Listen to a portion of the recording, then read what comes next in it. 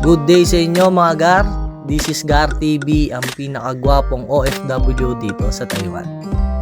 So ngayong araw, papakita ko sa inyo kung ano ba ang daily routine ng isang factory worker dito sa Taiwan. So tara!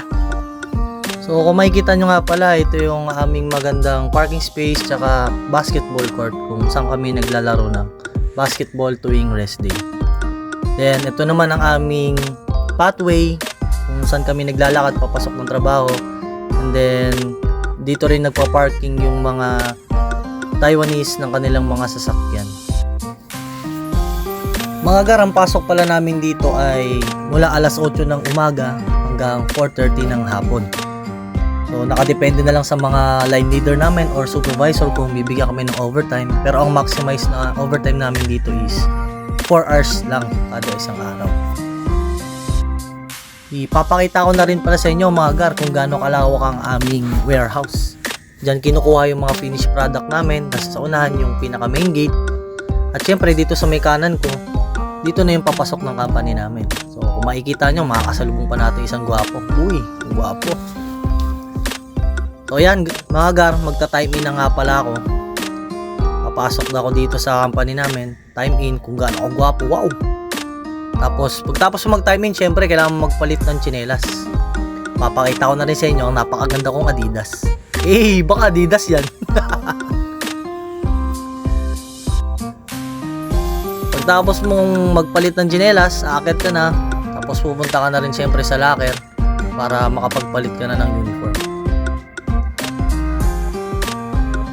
Pagdating mo dito sa taas, pag kumaliwa ka, yan yung papunta ng kantin. Mamaya papakita ko na lang sa inyo kung ano itsura ng kantin namin dito sa company. Then ito yung napakahaba naming hallway papunta dun sa locker. Sa may pandulo, bababa ka pa ng hagdan. At ito na yung hagdan, bababa na para makapunta ka sa locker. Diyan ka na makakapagpalit ng damit. So mamaya mga Gar, papakita ko sa inyo kung ano itsura ng locker namin kapag lunch break. So i-skip na natin yung part na to. Lunch break na agad. Kainan na. Syempre, pag mga tanghalian, kailangan hindi tayo magpapa-skip niya. I-skip lang tayo na i-skip. Hindi na natin papakita yung trabaho.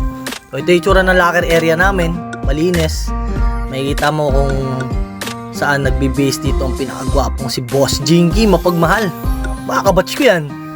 Then, magpe-face reveal ako ng konti para makita nyo ng konti yung aking kapugian. Konti pa lang yan. Paano kapag pinulblas ko pa yung kapugian ko, edi nagkagusto kayo sa akin. Eto na nga mga Gar, akit na kami sa taas para makakain na kami sa kantin. Kung ano man yung ulam sa kantin. Kasi mamaya tinadyak ang pusa na naman o kaya kinalusong aso. Kasama ko nga pala dito sila Boss Ryan, si Boss Jinky, tsaka si Boss E. So yung nauna sa amin na si Boss E, siya yung nagtuturo sa amin ng mga madadaling diskarte. Kasi isa siya sa mga pinakamatagal na rin naman dito na nagkatrabaho sa Taiwan. Sige, sabihin natin mga 6 years or 7 years. So maraming salamat sa tulong Boss Oye. Yan, dito nga pala sa hallway, makikita natin dito yung isang vloggerist din na si Ibaray TV, yung nakasando. Yeah! Shoutout sa iyo Ibaray. So in-skip ko na yung napakahaba naming hallway.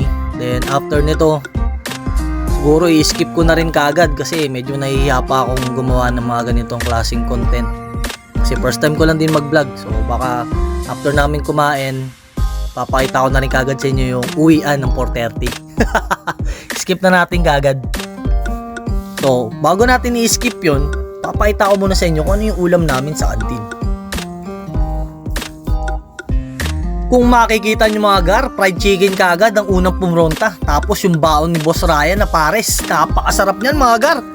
Tapos ito ngayon si Boss Jinky kumuha ng kanin, galit na galit, gustong manakit. After namin kumain, i-skip ko na kaagad yan kung saan uwian na ng mga Taiwanese. 4:30 na mga Gar.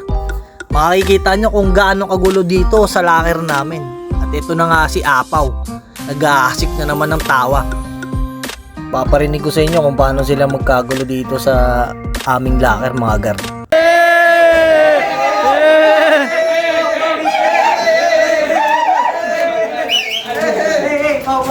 Oya, papawin siya. Papawin siya. Papawin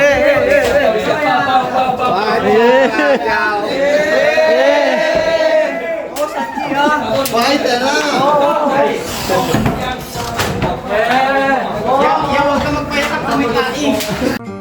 At eto na mga agar, nakita nyo na kung paano sila magbardagulan sa loob ng locker namin.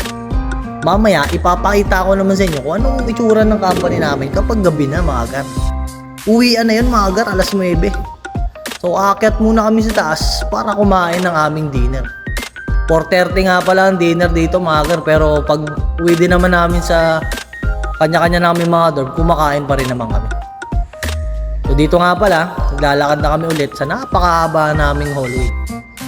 Kasabay ko nga pala dito maglakad si Boss Romeo na taga Pampanga mga agar, napakagwapo niyan. Hey, maka Romeo yan. Inaantay ko nga rin pala dito si Ibaray TV. At nung narinig ko yung boses ni Ibaray na papunta na, lumingon ko agad ako.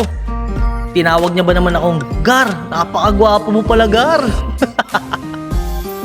So i-skip ko na sa inyo kung ano yung itsura na yun kasi tapos na kami kumain ito. At eto na nga, alas 9 na ng gabi, mag-out na kami.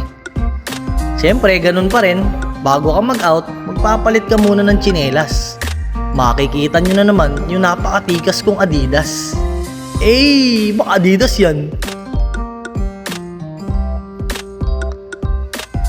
Pagtapos mo magpalit ng tsinelas, pipila ka na.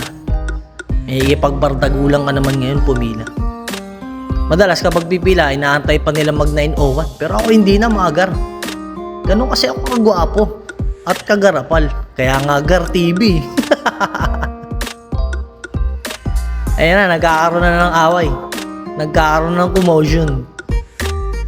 Inunahan na kaagad ni Jongga. Tapos inunahan naman ako ng chick. Siyempre, uunahan ko naman itong isa. Unahan ko na. Ayan, nakalabas na ako. Makikita nyo na ang takip silim ng aming kumpanya. Pumasok ka ng umaga, uuwi ka ng gabi na. Ayan, papunta na kami ngayon sa dorm namin. Makikita nyo, napakadilim na. Meron lang kaming spotlight na nakatutok sa akin para makita daw kung gaano ako kagwapo. Baka Daryl yan.